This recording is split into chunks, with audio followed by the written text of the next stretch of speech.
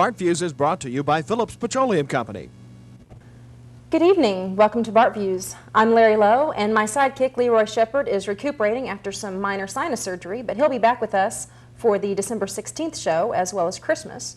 So join me this evening. I'll be having some guests from the Bartlesville Public Schools Foundation, the Festival for the Young at Heart, as well as the Bartlesville Christmas Parade. So sit back and I'll be right back. Here. Thank you. And what do these people have in common? You are both grant recipients from the Bartlesville Public Schools Foundation. And we'll talk a little bit about grants this evening and how people can donate to help other teachers receive the grants. Let's begin by talking about what grants you both received. Well, I teach physics at the high school, and one of the real challenges in physics is that the math in it can be very abstract and difficult for students to learn. And one of the ways that you can make math much easier for students is to give them something hands-on, make it very concrete for them. And so the grant I wrote was for a series of force tables, and we have one here in front of us. And this odd-looking contraption allows students to put weights on these various pulleys, and then they can move the pulleys around, and basically what you have are forces acting in various directions. And by manipulating the system, the students can see how the angles affect the amount of force you get. And we then use that in class and talk about how to use the mathematics to explain that. Great. And this is a big improvement over the old-fashioned methods of just talking about this kind of mathematics, and the students get rather lost, and it's pretty abstract. And the nice thing about the grant program was that our annual budget for equipment's rather small because most of our money meets just basic needs. And so buying something like this for this various lab groups in my class would far exceed my annual budget. And so by writing a grant to the local public school foundation and having them fund it, we were able to get this equipment several years ago, and we've used it every year since. So over 400 students now have been able to use this equipment and learn vector math in a much more hands-on, concrete way. And how much was the grant for? It was for $800 to get about 8 of these force tables. And the nice thing about them is they work from year to year. So that way many students benefit from it instead of just one class. That's true. Teresa, tell me a little bit about the grant that you received. Okay, the first one was the Reading Railroad. Our school had written a program for the children to work together to read and to enhance their reading at home and different places at school and with others working together. So it was a school-wide program, and we have different incentives. It's set up similar to a monopoly board. It's called the Reading Railroad. And they work in teams, but there's like 4 students out of every classroom working together, and their little train moves around this board, and you can see the board on the picture here. And they move around the board. When they get to a reading railroad station, they have to read together. It started out as 100 books together, and they would move their marker, which is a train by color, around the board. When they get to a reading station, then their team color would all get some type of reward. And we wanted to focus the rewards on something to do with reading.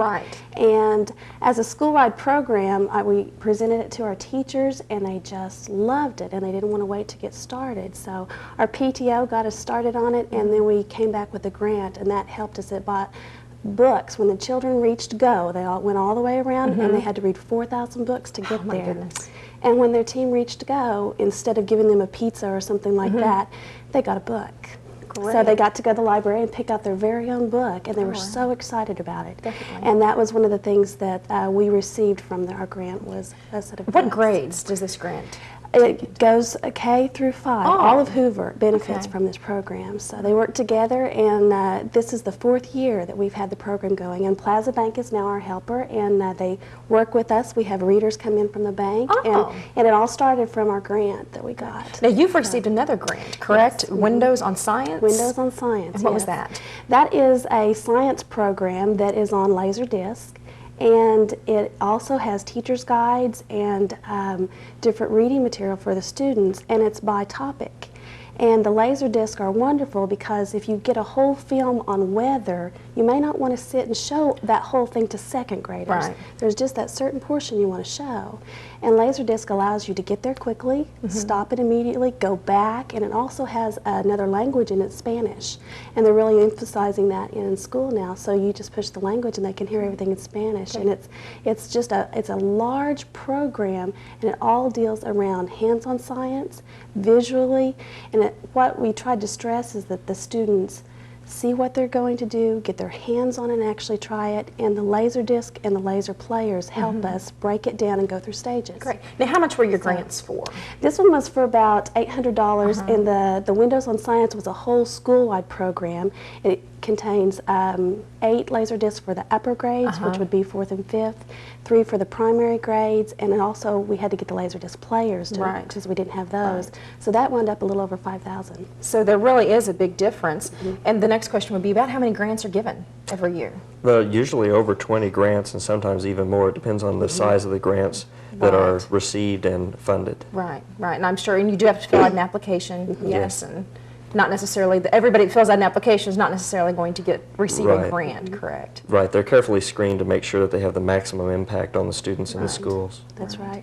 And you go in anonymous, and they read them all, and that's one thing they had to cover up a name on ours. And they read them all, and they see what children it will impact, and what exactly will be going on with the grant, and then they choose so that it's totally not by, oh, we want this school to get this thing. It's totally anonymous. Great. Great. I do want to mention that since 1986, over $422,000 has been given, and that is a considerable amount of money. Oh, yes. And as you said before, the budget does not necessarily take into effect these things that would benefit the classroom, so that is wonderful to be able to do that.